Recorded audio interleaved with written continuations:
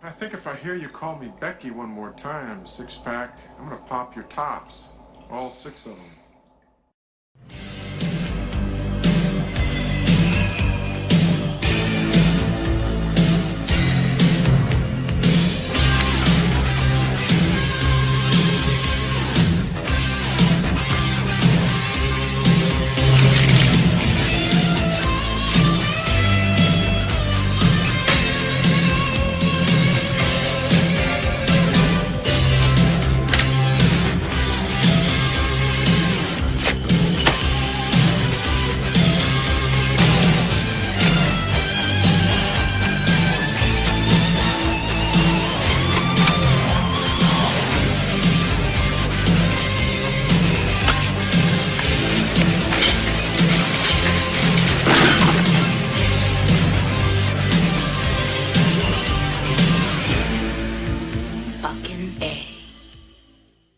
Hey, this is Matt once again. Welcome back to another review. And I want to thank Total Meltdown 2 once again for the Patreon requests. And he got a big tier on that, so he's doing quite a few reviews. If anyone wants to support me on Patreon, the link to that is down below. Or if you ever want a PayPal request, you can request a movie review, re-review a movie I've already done, review a pay-per-view, like pretty much anything. You send in my PayPal, and the link to that is down below as well. But the review for today is Basket Case 2. Now, I have reviewed the first Basket Case around September, October last year, and quite enjoyed it. And I double-checked my YouTube channel. The review's still up. I liked the first Basket Case because I thought it was a fun, gory, grindhouse, seedy feel, atmosphere, New York, 42nd Forever atmosphere, the cast of characters, like these New Yorker characters. What's in the basket? My brother. Oh, your brother. I quite enjoyed Basket Case. Now, Total Meltdown 2 asked me to review Basket Case 2 and 3, among others. So I did watch this and the third one.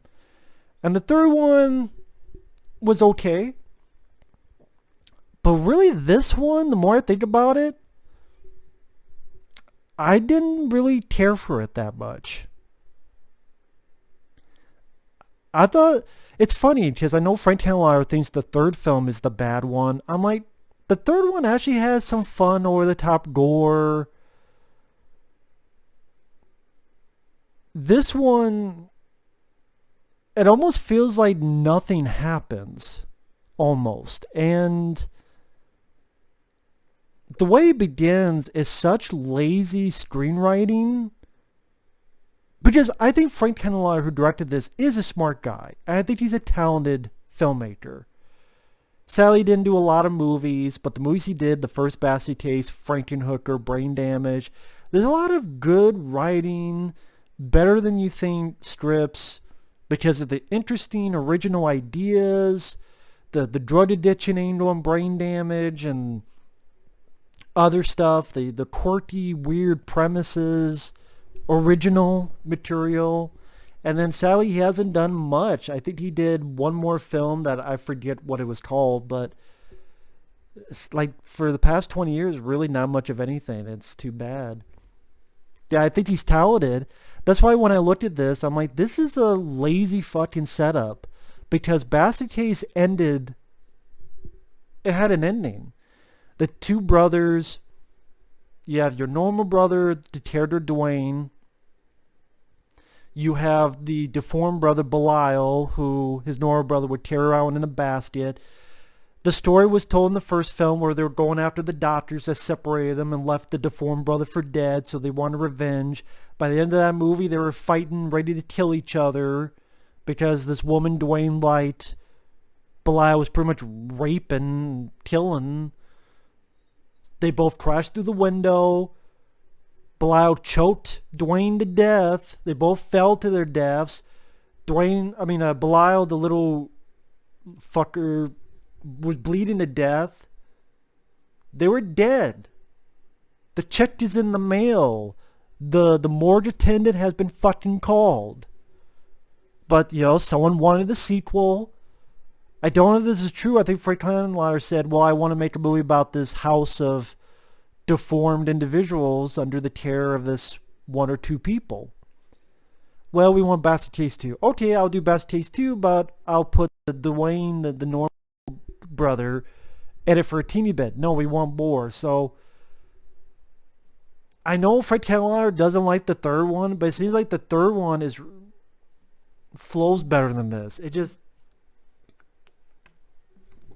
the beginning of the film, I'm like, there's so much bullshit happening. I'm like, they're both in the ambulance? Bullshit. They're alive? Bullshit. And then they pretty much don't hate each other. Oh, one guy, the normal brother, kind of has forgotten. He kind of has memory loss, but then he kind of gets some of his memory back, and they don't really talk about what fucking happened. Like, not really.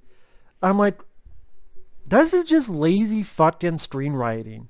Yes, even for a fucking B movie, it's a bit fucking lazy for me. And it really hurts the flow of the film when it starts out with so much bullshit that it's hard for me to swallow. Not only are they alive and it's bullshit, but they were ready to kill each other. Belial was ready to murder. Belial doesn't have fucking memory loss, so why the fuck, at least they didn't say he did, the deformed little fucker, why does he still want to kill his brother? So they're taken to in ambulance to the hospital. They're get rescued by this older woman named Ruth and her beautiful granddaughter, and taken to this house where there's a bunch of deformed individuals. Almost looks like Alex Winter's film Freaked. And a lot of the film is pretty much getting to hang around the fucking house,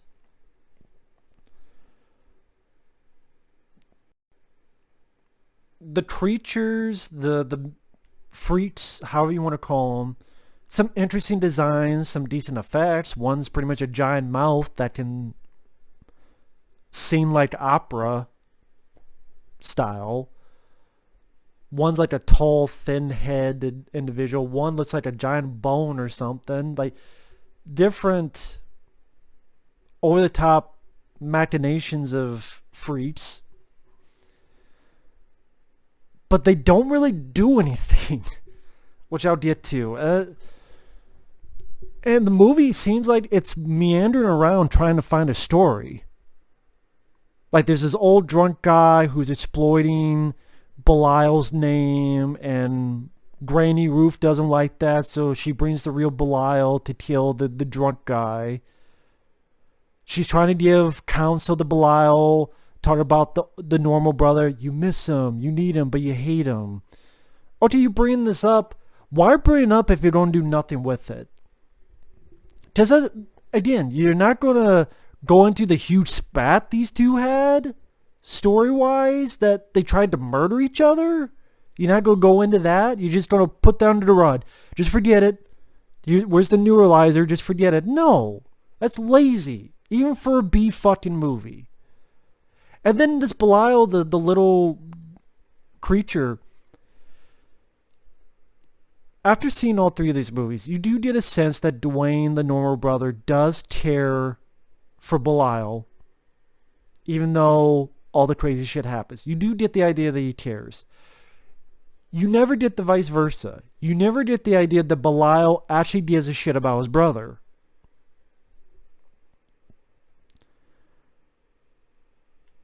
You never get that. There's not one time you feel that Belial actually cares about his brother.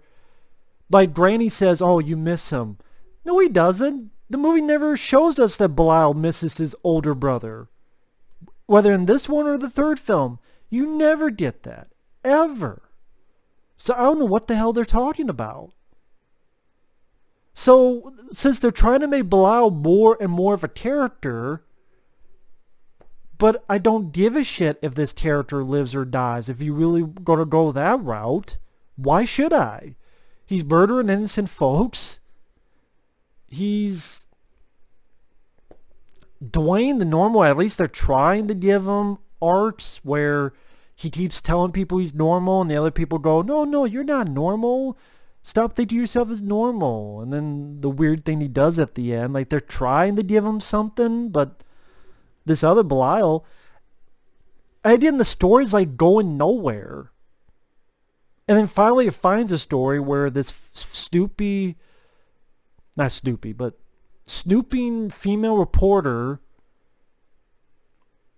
is trying to find Duane and Belial, because now they're known as the famed killer twins who escaped from the hospital. Where have they been?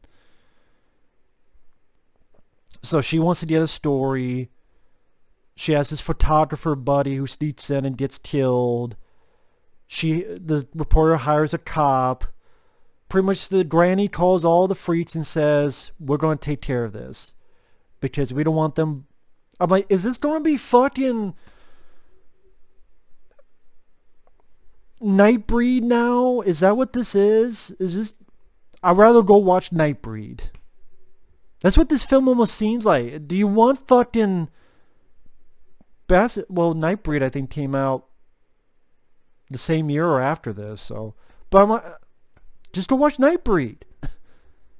Bunch of freaks try to live together, the outside trying to get in, and I'm like, I'll just go watch Nightbreed. And the film's not that gory. It's definitely not as gory as the first film. It's more slickly shot, so it loses the seedy atmosphere of the photography, the setting of being in New York. All that's gone, and it really hurts it. It's this in-between film where the third film, whether you like or dislike the tone, it kind of knows what it is. And it's definitely a more gorier movie than this, because in the third film you get people's heads twisted in a 180 and eyes popped out of their sockets. It's silly, but like, okay, now we're going to silly. Here, it's like it doesn't know where it's at. It's not even that fucking violent. How come Belial is the only one that kills anybody that we see? Even when the photographer goes in, Belial's the only one that attacks him. What is the fucking point of all these freaks? Why did Granny even give the meeting? We're going to do something. They never do anything, the others. They have a thumb up their ass and a grin on their face, I'm guessing. And they just do nothing. They just watch while the little fucker does the killing. Kills the old man, drunkard. Kills the photographer. Kills the cop in this bar that somehow they all took over.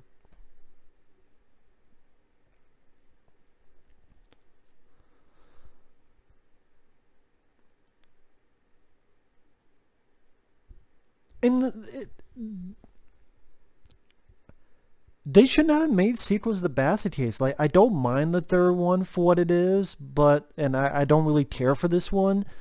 But the first Bassett case, it knew what it was. By what you're doing with these characters, it kind of loses a bit of its soul.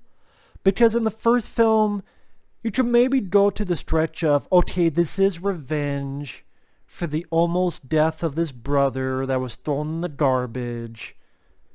You could kind of go with that little bit of soul of that plot synopsis where you don't agree with what they're doing, but you kind of get what they're doing. Not really with this. Like the reporter, yeah, she's being snoopy, but she's being obsessed with this. But then, they're all scaring her and freaking her out in the house, and then they fuck up her face in a very weird way. You're one of us now. And you did not need to have Belial. There's a female Belial, pretty much, and they have sex. I'm guessing this is where Bride of Chucky got its fucking scenes of sex from this movie. I'm like, I didn't need to see that. And then the granddaughter of Ruth, the girl who owns the place, who the normal guy Duane likes, You find out she has like a little monster in her stomach, showcasing that she's a freak as well. So it freaks him out, accidentally pushes that granddaughter out the window, and she dies. So now he's crazed. I guess he's trying to be normal. He's trying to be normal. He sees what he thinks is a normal girl, this granddaughter. She's not normal. And then her death, I guess somehow all that short-circuited his brain. So now he wants to take his brother, sew them back up. So he takes Belial, who's now in love with this female Belial, sews them back up. I'm like, Belial, fuck you. This is kind of what you wanted in the first movie in a way. You got pissed at Duane for wanting to be a part of you. But now you're pissed that, like, fuck Belial, actually. Fuck Belial. Little piece of shit fucker. Fuck him. Interesting way to end it. But, like, this part of the character should have focused, like, fuck the female reporter bullshit. And fuck the freaks as well. Because the freaks did nothing. It's just, look at this design, look at this design, look at this design, and then they do absolutely jack shit. Develop this thing where, do you want to be together again, brother? Like, you could develop some story with that. And they do none of that. The other freaks serve no purpose. And it kind of lost what... It's like Frank Henenlotter didn't realize what made the first Basket Case work. It was the violent gore, the grungy, seedy look and atmosphere, the quirky personalities like the motel owner and the one lady who has like cameo in this. I forget the actress's name. She's the one when Duane's talking and she's like, "What's in the basket?" And he's like, "My brother." "Your brother." I liked her. Again, she has a little cameo at the beginning. But the story meanders. It goes nowhere. It's trying to find a story. The freaks are kind of interesting designs, but they do absolutely nothing. It's not that gory. The complete and utter... There's a term. I'm trying to think of what's the term for what they did at the beginning. Where... you see what happened in the previous film, then they completely rearrange anything. There's a certain term, and I forget what the hell it's called. But that whole beginning is utter bullshit. Not only of them being alive, but like they're spat, all that stuff completely put out the fucking window as if it doesn't exist. The lady who plays Ruth, the elderly lady, she did fine, and she comes back for the third movie. I thought the guy who played Duane actually didn't do that good in this movie. He kind of...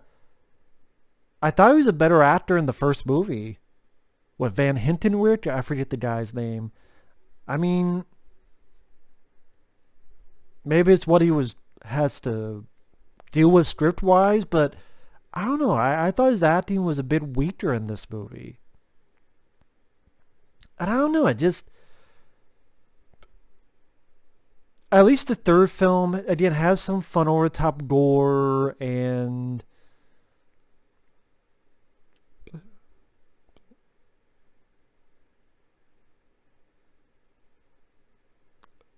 a bit more of where the story was going. Here, it's kind of like they just made it up as they went along. And then that's the movie. And it's like you could literally skip from 1 to 3.